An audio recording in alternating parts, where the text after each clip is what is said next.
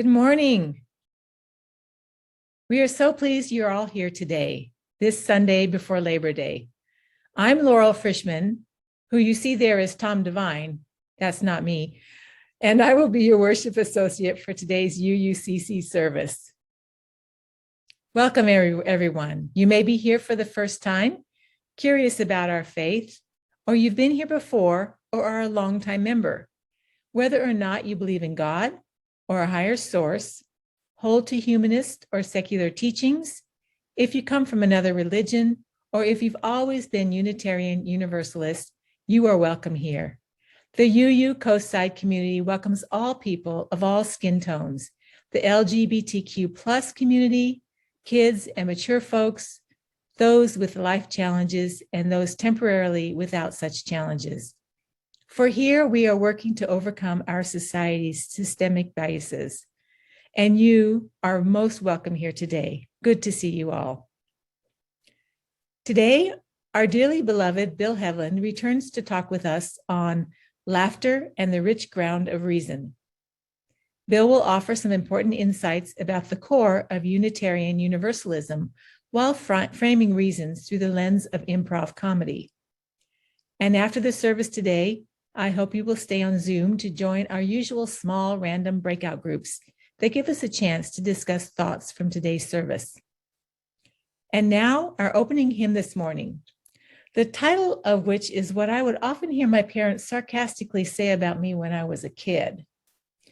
It is, "Oh, what a piece of work are we," and is number 313 in the UU hymnal. The words to this hymn are by the wonderful Malvina Reynolds, who also wrote Little Houses Made of Tiki-Taki, as well as Where Are You Going, My Little One? It's sung today by the UUCC choir with Linda Grace Frost. So please rise in body and or spirit and add your voice or just listen to this beautiful hymn. Oh, what a piece of work are we.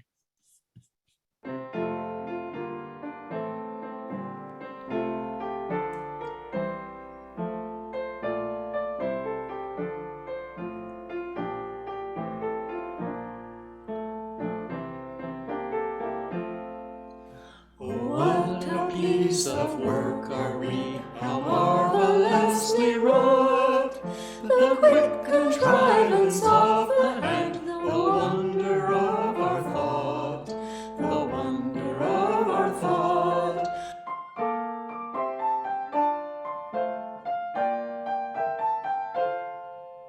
Why need to look for miracles outside of nature's law? Humanity we wonder at with every breath we draw, with every breath we draw.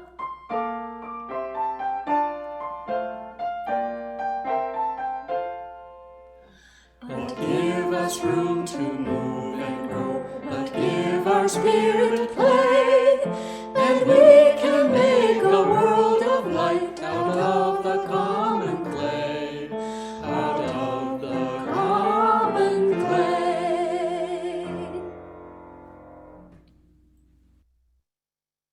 Morning. Match. Journeys to light.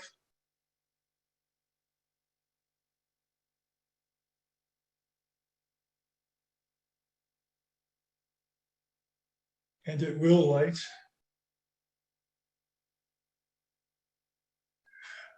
And the UUCC candle flame is lit. Now please join us in reading these words by John Traversa from In a World Filled with Hate. In a world filled with the darkness of ignorance, let us bring the light of reason.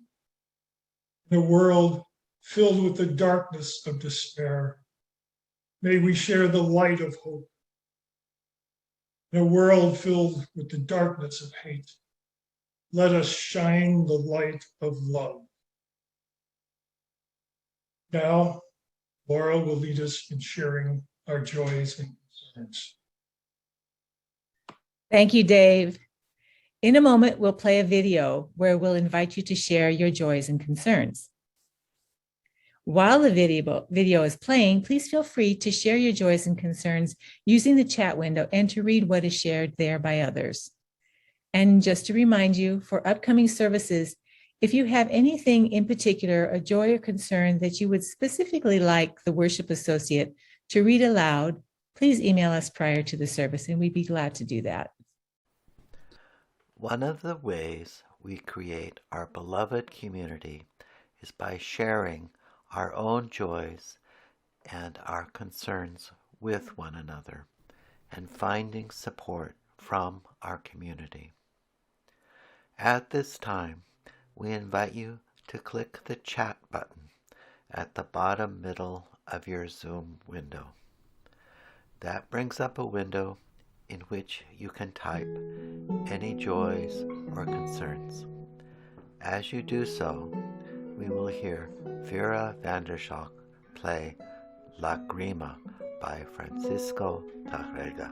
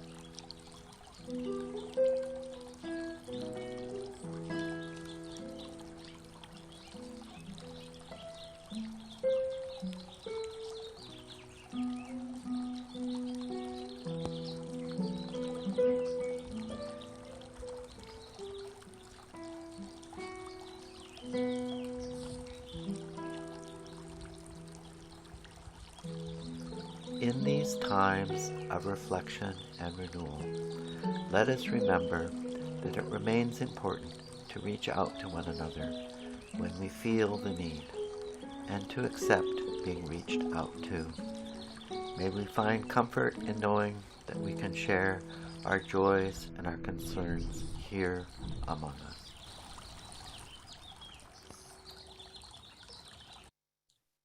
With the COVID-19 Delta still with us, our thoughts are with those whose lives have been affected, as well as the brave medical staff who tend to the patients.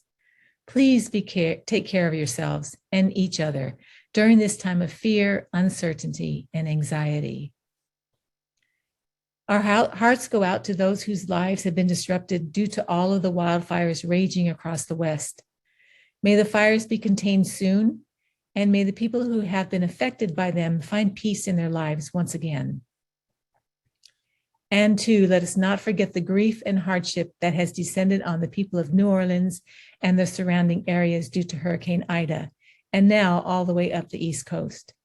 May the waters recede quickly, and may help and goodwill come to those who need it now. May we hold with love and care the joys and concerns that have been shared publicly today, as well as those that remain unspoken in the recesses of our hearts. Before I introduce our guest speaker, Tom has a reading for us. Thanks, Laurel. And hi, everybody. Today's poem is by Robert Bly. It's from his book of poems called Morning Poems. And that's because, following the example of his friend William Stafford, Robert Bly had the practice of writing a poem every morning. The idea is that you follow whatever thought or image presents itself to you first. And you don't have to publish all the poems you write. You only keep the ones that amount to something, like this one did. But it gets your imagination going. It's a good practice, and it helps to start the day right. So, this morning poem is a look at one of those little voices we carry around in our heads. It's a humorous poem, but it's also deadly serious. It's called One Source of Bad Information. There's a boy in you about 3 years old who hasn't learned a thing for 30,000 years. Sometimes it's a girl. This child had to make up its mind how to save you from death. He said things like, stay home, avoid elevators, eat only elk. You live with this child, but you don't know it. You're in the office, yes, but live with this boy at night. He's uninformed, but he does want to save your life, and he has. Because of this boy, served all. He's got 6 big ideas. 5 don't work. Right now, he's repeating them to you. And now, Laurel will introduce our guest speaker. It is with great pleasure that I introduce our worship leader today, Bill Heavlin. Bill has been integral to the production of UUCC's online Zoom services, taking on every role from switching slides to snuffing chalices. Bill works as a research statistician in Google's Accelerated Science Group, including research on implicit bias. At home, Bill enjoys painting watercolors and feeding wild birds in his backyard. Welcome, Bill. Thank you, Laurel.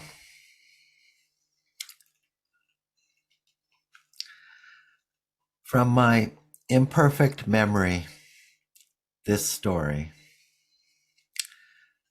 A storekeeper has a vase.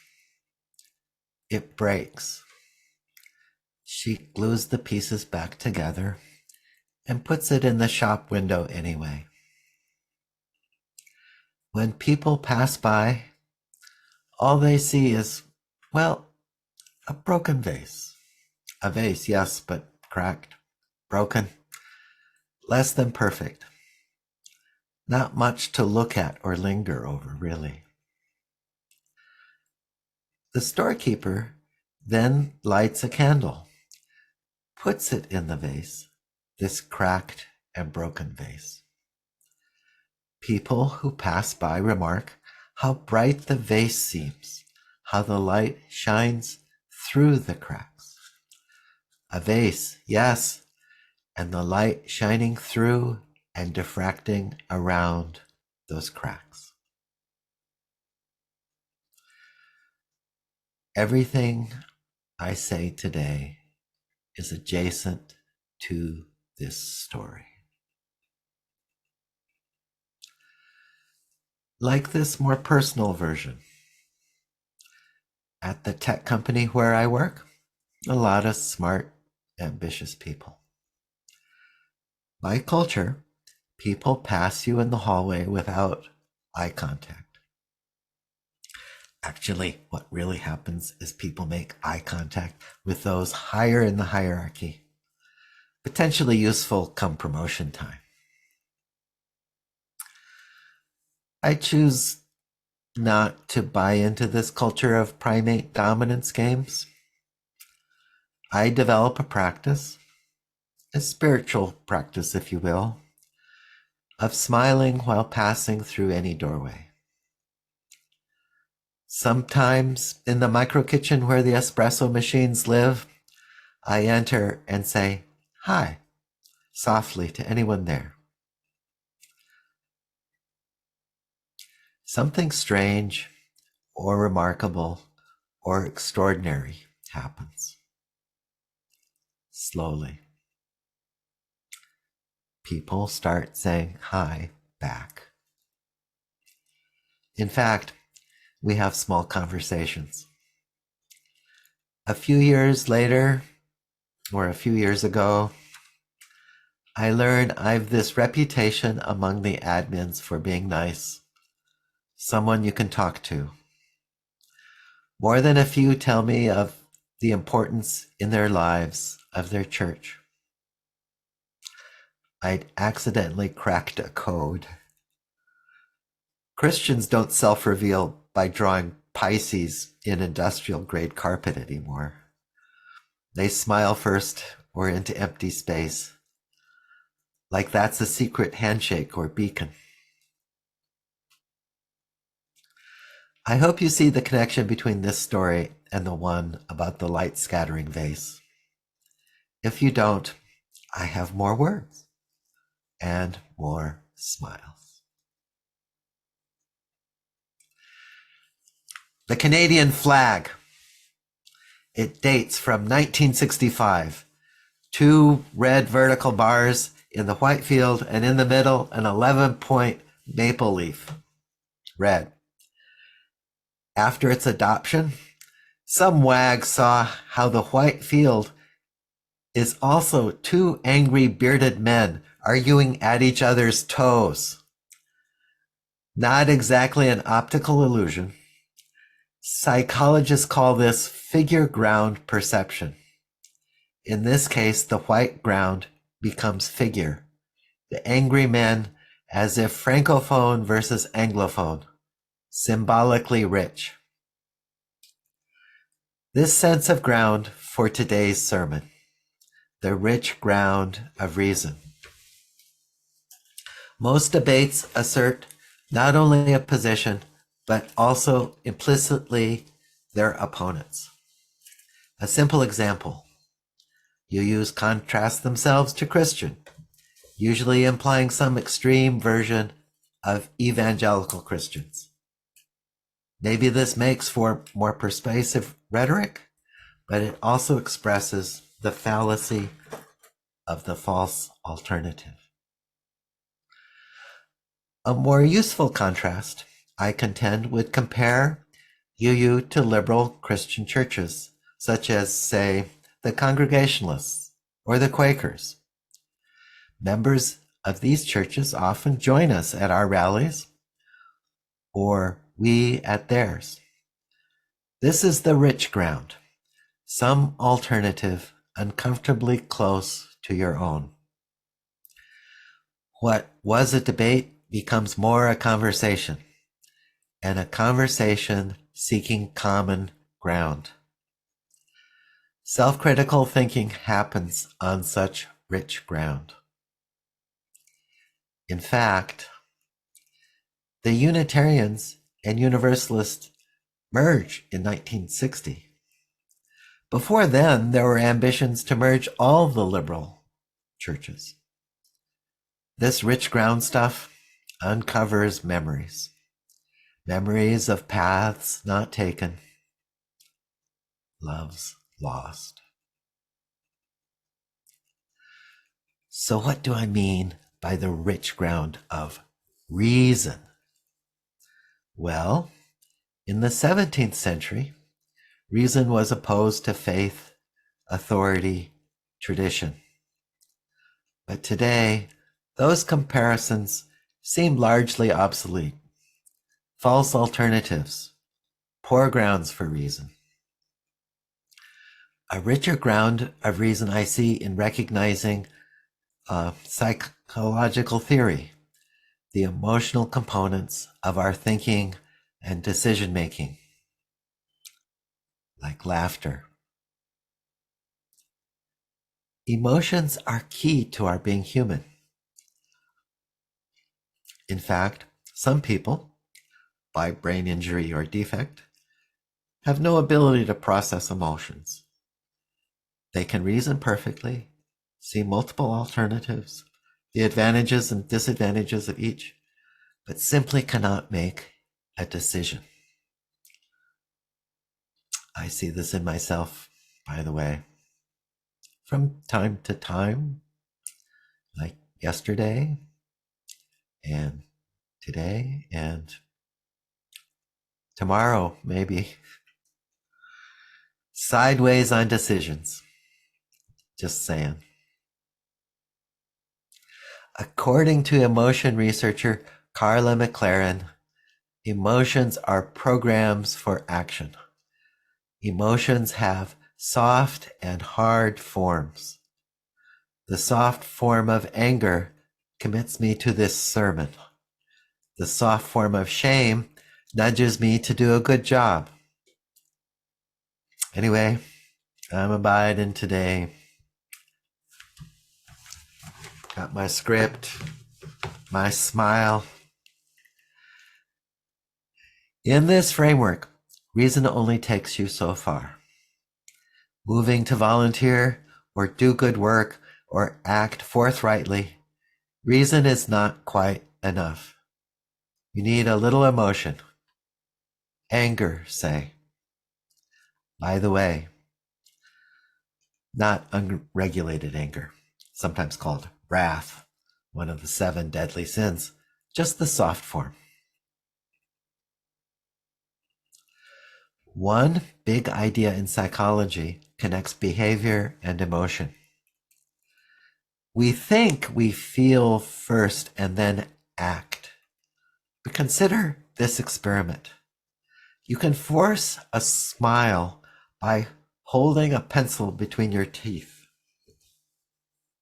Mechanical pencil.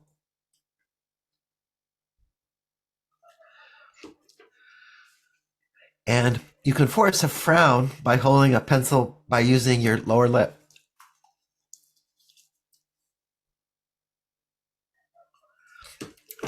Turns out, people induced to smile, they think cartoons are funnier than when induced to frown. Behavior can induce feelings. Exclamation point. So I hope you can see some connection between this experiment and my spiritual practice of smiling while crossing a threshold. The smile rubs off on the smiler. That's me. And in my humble experience, in time, it rubs off on others. That's you. This smile, frown, pencil experiment is an example of priming. A related but different effect is what are called presets. Presets are not exactly personality, maybe closer to moods. Lower back pain is surely a preset. Calming breaths are an attempt to reset a preset. 2 classic presets are yes, but, and yes, and. Here's a yes, but conversation. So, here we are at a Unitarian Universalist service. Yes, but Unitarian Universalism is probably the most syllables for any religion on the planet, so I just say Unitarian. Yes, but doesn't that leave out the Universalists? Yes, but there were never that many, and even fewer now. Yes, but shouldn't we try to be more inclusive? Well, yes, but why try hard to appeal to people who are likely won't find us appealing? Yes, but... Okay. Now, consider similar people operating with a yes and preset. So, here we are at a Unitarian Universalist service. Yes, and since Unitarian Universalism probably has more syllables than any other religion on the planet, we have a lot of room for different kinds of stuff. Yes, and for instance, we can draw from many different sources, like poems by Mary Oliver, William Blake, Robert Bly, Rebecca Parker, chants from Buddhism and Stephen Colbert, yoga from Hinduism and Hollywood, songs from Rumi, hymns from Judaism, movies from the Coen brothers, cartoons from Gary Larson. Remember Gary Larson? Yes, and we're including more music sources, like from the Saints, Paul, John, George, and Ringo. Yes, and Peter, Paul, Mary, Malvina, Mo, and Vera. Yes, and Tom, Linda Grace, Bruce, Laurel, and Kai. and maybe one of them eats only elk. Do you see the difference? Yes, but narrows a perspective and a conversation. It's great for not adapting, for holding forth, holding firm, playing defense. The yes and preset, which, by the way, this theory comes from improv comedy. Think Jon Stewart, Stephen Colbert, Saturday Night Live, works to widen our view of the world. The shopkeeper sees through a cracked vase a yes and. Yes, and now the light shines through. And, armed with this preset, take a moment to squint at the 7 UU principles. Much use of the conjunction and. The 1985 poets reworded our principles behind yes and smiles. Like Principle 4, a responsible for search for truth and meaning. And now I'm just whispering here, just you and just me. Maybe yes and is the secret UU handshake. Or could be between you and me.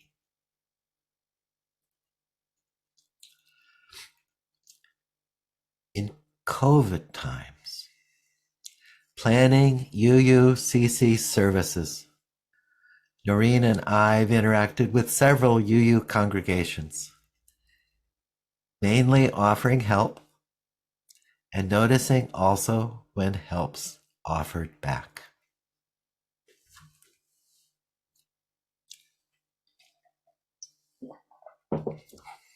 It's decaf coffee.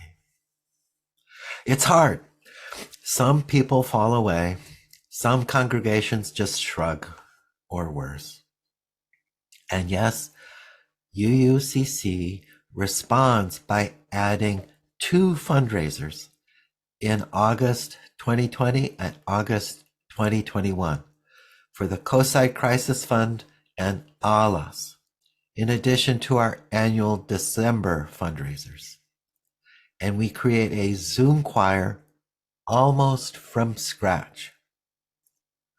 I can honestly say we're helping 3 other UU congregations, kind of big ones, in 3 different California counties, and volunteer help for Coast Pride. This congregation, in these COVID times, this congregation responded as a yes and congregation. And I'm slightly proud of this. Slightly proud to be here among you. My yes and congregation. A congregation that abides here in the joy of becoming. Gleams in our eyes, light shining through cracks, smiling over thresholds. And yes, there's more to do. Let us know how you can help or how you want help. There's this vessel you see. See? Imperfect and not fully formed. And this is just the beginning of the story. There's sticky, gluey stuff, maybe. Maybe a candle, and maybe there's this match. Maybe. And me?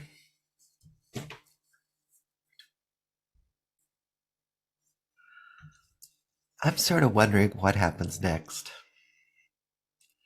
It's more fun smiling, that's for sure. Blessed beings, all of you. I now invite you to a time of reflection as we listen to Tom Devine play Danse, Lente by Cesar, Franck.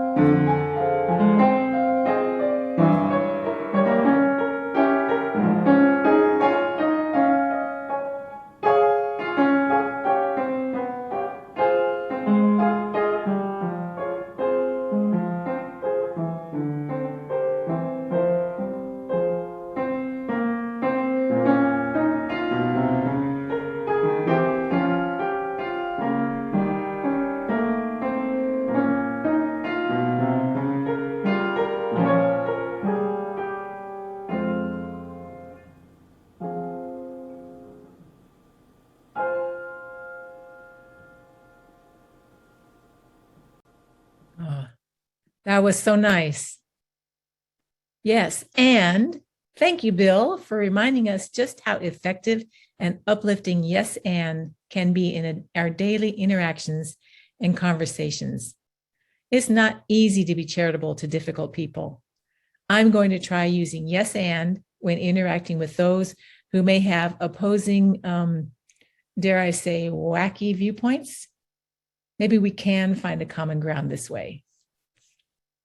As the comic strip character Maxine from Krabby Road said, I do a lot of charity work if volunteering my opinion counts.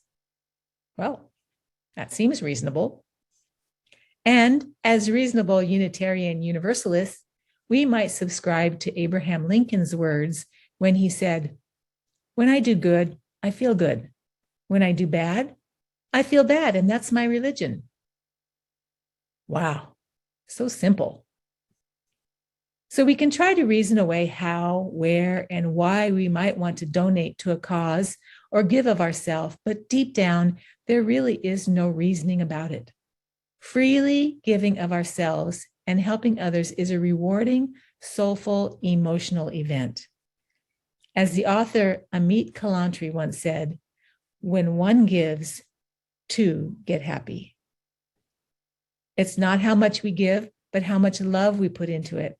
And in our generous giving, we reap the benefits of knowing and feeling that we have made a difference in the lives of others. And that difference comes back to us in positive ways. As we practice our generosity to UUCC today, we thank you for giving in whatever ways feel the most impactful to you. Your generosity is appreciated, be it in a monetary capacity or with your talents and time. And hey, don't they say whatever you do in life, always do 100%, unless you are donating blood. That's good advice. Please follow the instructions for donations in the order of service. As your generous spirit moves you today, please feel free to contribute what you can to UUCC, either by check or online. The instructions for giving are also in the chat. While these collections take place, let's take a few moments to hear our UUCC hymn called We of the Coastside, with lyrics by Bill Heavlin, music by Tom Devine, and voices from the UUCC choir.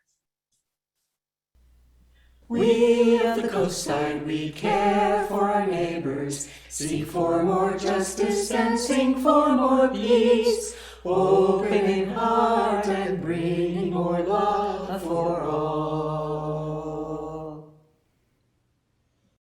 We of the coastside, we care for our neighbors, seek for more justice and sing for more peace, seek for more justice and sing for more peace. Open in heart and sing for more love for more justice and sing for more peace. Seek for more justice and sing for more peace. Open in heart and sing for love for all. We so appreciate the voices that have come together to form our UUCC choir. If you are interested in being a part of this fun musical journey, and it is still virtual at this point, we would love to have you. It's a very interesting process, very fun, and Tom does a great job of joining our voices. Please send an email to Tom. His email is shared in the chat window. And if you are interested in guitar lessons, our own talented Vera Vandershock is accepting new students. She teaches classical guitar and sight reading to students ages 8 and up. Her email contact info is also in the chat window. And now for some more announcements.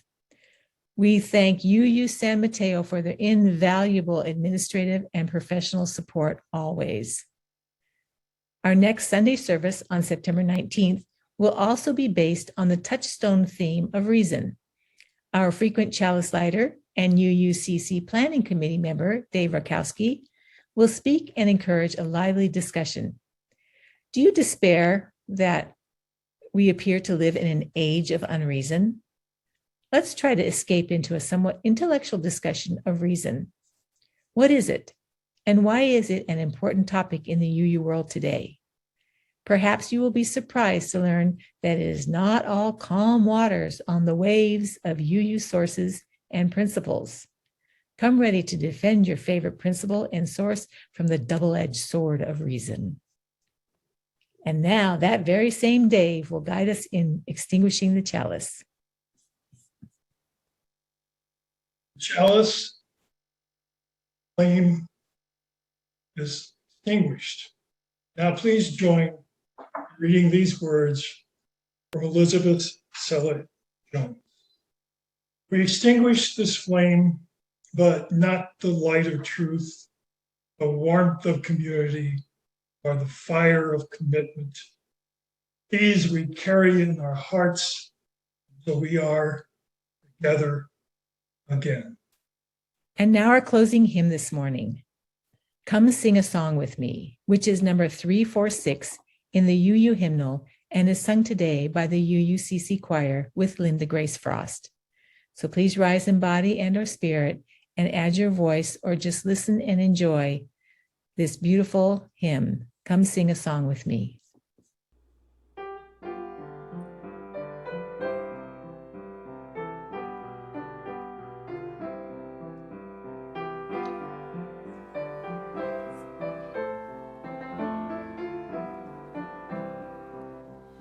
Come sing a song with me. Come sing a song with me. Come sing a song with me, that I might know your mind. And I'll bring you hope when hope is hard to find. And I'll bring a song of love and a rose in the winter time. Come dream a dream with me. Come dream a dream with me. Come dream a dream with me, that I might know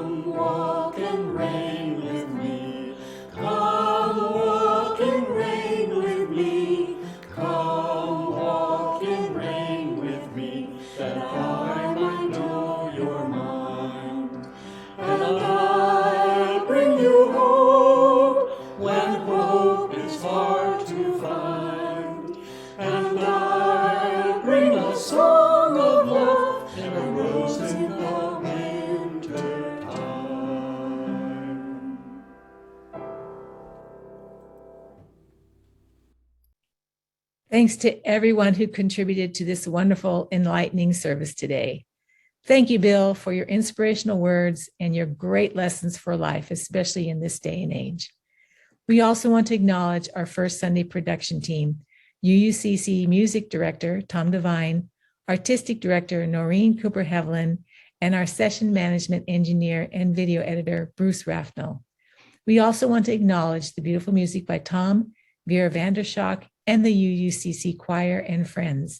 And thanks to all of you for participating in this timely service. It's